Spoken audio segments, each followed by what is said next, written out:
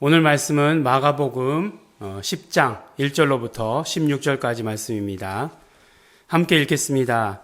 예수께서 거기서 떠나 유대 지경과 요단강 건너편으로 가시니 무리가 다시 모여들거늘 예수께서 다시 전례대로 가르치시더니 바리새인들이 예수께 나와 그를 시험하여 묻되 사람이 아내를 내어 버리는 것이 옳으니이까 대답하여 가라사대 모세가 어떻게 너희에게 명하였느냐 가로되 모세는 이혼 증서를 써 주어 내어 버리기를 허락하였나이다.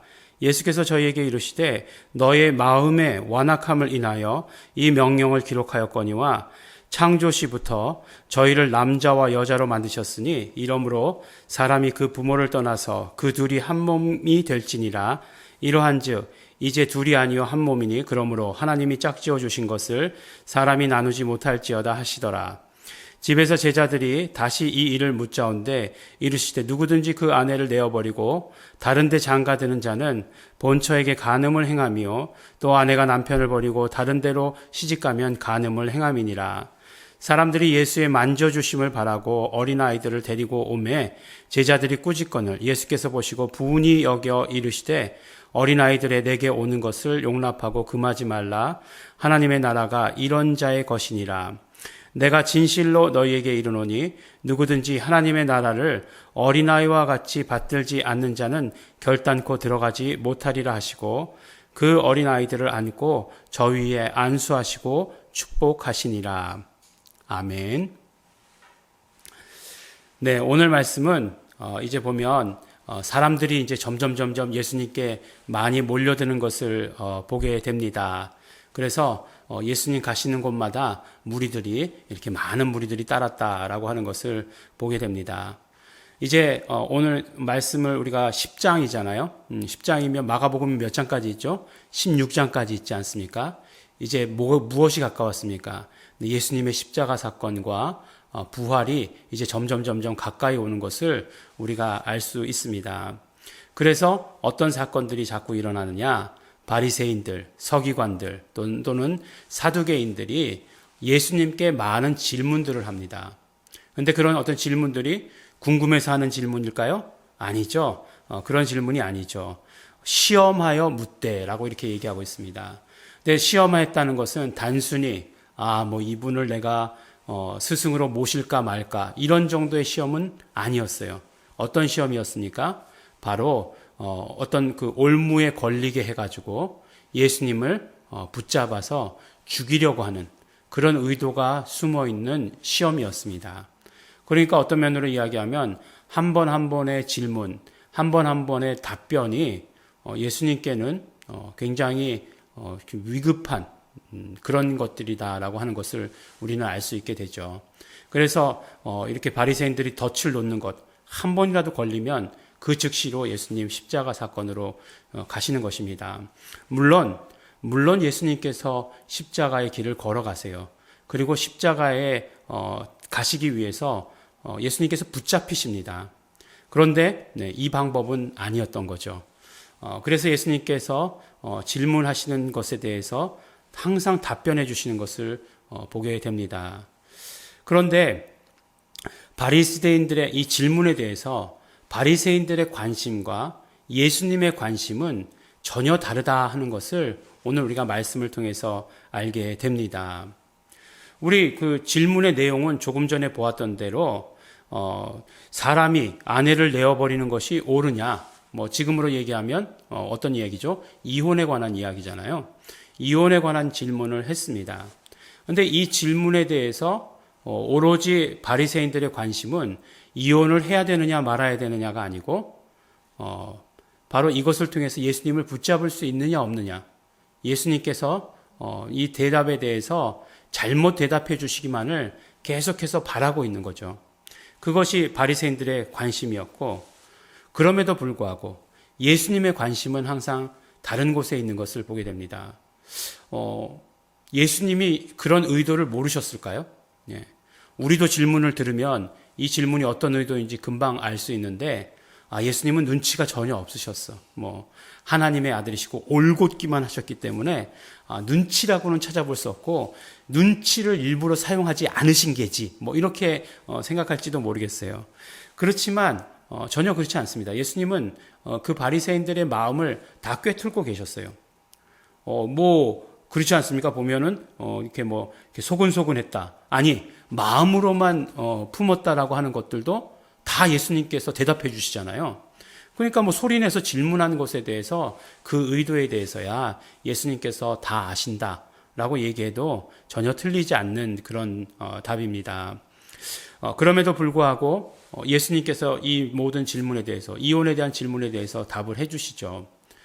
근데 이제 이 오늘 인용된 성경 구절이 어디냐면 바로 창세기 2장 24절 말씀 아닙니까?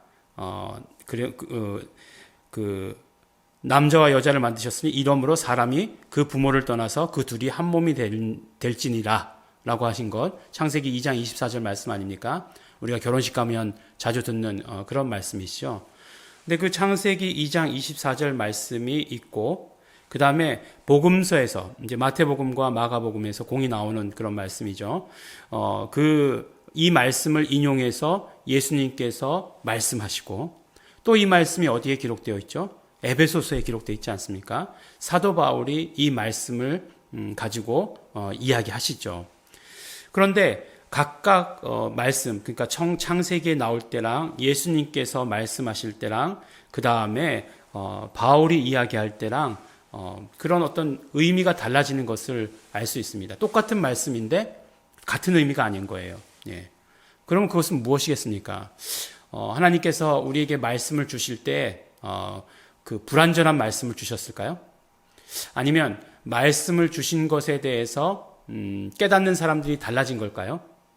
아니면 말씀도 무르익어서 점차 처음에 하나님께서 말씀하셨을 때랑 예수님께서 말씀하셨을 때랑 그 다음에 사도 바울이 말씀할 때랑 점점 무르익는 걸까요? 네. 갑자기 궁금해지죠. 네, 저도 갑자기 궁금해지는데 어떻게 대답해야 맞는 건가? 이렇게 얘기하다 보니까 답이 뭐지? 이런 생각이 들기도 합니다. 근데 하나님의 말씀은 계시예요. 계시입니다. 그러니까 우리에게 알려주시는 거죠. 그러니까 하나님께서 말씀해 주신 만큼만 우리가 아는 거죠. 그런데 똑같은 말씀을 가지고 우리가 알아듣는 것이 다르다? 시대에 따라서 다르다? 이렇게 얘기할 수 있겠습니까? 예수님께서 다시 말씀하시니까 그 의미가 달라질 수 있는 거죠. 또 사도 바울이 얘기했을 때 그 의미가 달라지는 것이 아니라 사실은 그 의미의 깊은 내용이 드러난다라고 얘기하는 게 더 맞을 거예요. 그래서 깊은 의미, fuller meaning, 더 어려운 말로는 sensus plenior라고 하는 그런 아주 배운 티를 내는 거죠. 네. 그런 용어를 사용하는데 무엇이냐면 결국 하나님께서 말씀하신 이 말씀의 깊은 의미는 여기에 와서 이루어진다라고 하는 것이에요. 그럼 무엇입니까? 둘이 하나가 된다. 연합을 말씀하시는 거잖아요. 근데 예수님께서 남자와 여자가 하나가 된다의 연합을 말씀하신 것은 어떤 이유 때문일까? 그것은 예수님께서 복음을 말씀해 주시는 것이죠. 어떤 연합을 말씀하시는 것입니까? 복음서는 계속해서 예수 그리스도와 우리의 연합을 말씀하고 있는 것이잖아요. 창세기 때부터 말씀하신 것이에요. 창세기 때부터 인간이 어떤 존재로 창조되었느냐? 영적인 존재로 창조되었는데 그 영적인 존재라는 것은 무엇이냐? 예수 그리스도와 연합해야 하는 그런 존재. 인간이 껍데기로만 창조되었는데 인간이 그러면 어떤 존재가 되어야 되느냐? 알맹이와 연합하는 존재. 그 알맹이는 바로 예수 그리스도. 바로 예수 그리스도와 연합되어야 한다라고 하는 것을 말씀해 주시는 것이에요. 그러니까 질문의 내용이 무엇이든지 간에 바리새인들의 생각은 달랐고 또 예수님의 관심은 오직 정말 그 말씀이 어떠하든지 간에 복음을 말씀하시고 진리를 말씀하시는 데 있었다는 것이에요. 하나님 나라의 비밀에 대해서 말씀하시는 것에 있었고 진짜 생명을 얻는 방법에 대해서 말씀하시는 것에 있었고 진짜 우리 인간들을 축복하시는 말씀, 죄로부터 건지는 그런 말씀에만 항상 관심이 있으셨다라고 하는 것을 이야기해 주십니다. 예수님께서 이혼이 맞다 틀리다 라고 이야기해 주심으로 말미암아 그것을 사회개혁의 문제로 율법을 바꾸는 문제로 말씀하시지 않으셨습니다. 그 바리새인들에게 있어서 유대인들에게 있어서 모든 기준은 율법에 있었지만 율법을 넘어서는 기준으로 볼 때, 이 복음의 기준을 가지고 볼 때 바로 사람은, 우리 인간은 예수 그리스도와 연합해야 되는 존재로 창조되었다라고 하는 것을 이 질문을 통해서 정말 우문에 대해서 현답을 해주시는 그런 예수님의 모습을 발견하게 되는 것입니다. 에베소서에 와서 사도 요한은 사도 바울은 뭐라고 이야기합니까? 결국 몸된 머리된 그리스도와 몸된 교회가 연합하는 것이 바로 이 성경 구절이 가지고 있는 의미다라고 이렇게 얘기해 주시지 않습니까? 복음서를 통해서 정말 예수 그리스도와 인간이 연합해야 된다는 것. 결국 그것은 무엇을 말하느냐? 궁극적으로 머리 대신 예수 그리스도와 몸 대신 교회의 연합을 의미하는 것이다 라고까지 의미를 말씀해 주시지 않습니까? 이렇게 완전히 우리에게 정말 그런 완전한 의미로서의 계시가 이제 사도 바울에게 와서 우리에게 주어지게 되는 것입니다. 바로 예수님께서 말씀하신 대로, 예수님께서 말씀하신 그것은 우리에게 정말 복음을 말씀해 주시고 계시는 것이에요. 하늘나라의 비밀이 무엇인지를 말씀해 주십니다. 예수님은 언제 누구에게 어떤 질문을 받는다 할지라도 바로 이렇게 생명에 대해서 말씀해 주신 것이고, 진짜에 대해서 우리에게 말씀해 주시는 것을 우리가 말씀을 통해 보게 됩니다. 오늘 우리 이 말씀을 통해서 예수님께서 들려주신 말씀, 결과적으로 어떤 질문이 되었든지 간에 어떤 상황이든지 간에 우리는 예수 그리스도와 연합해야 되는 삶을 살아야 된다. 예수님과 하나 되는 삶. 예수님이 내 안에, 내가 예수님 안에. 예수님과 함께. 이 다 표현은 다르지만 같은 의미입니다. 그렇게 된 삶을 살아야 된다라고 이렇게 말씀해 주십니다.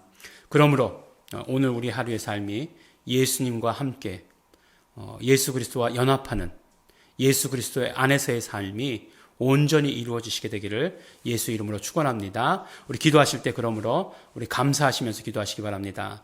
예수 그리스도와 우리 하나 되게 하기 위해서, 또 에베소서의 표현에 의하면 한 새 사람을 만드시기 위해서 예수님 이제 십자가의 길을 걸어가십니다.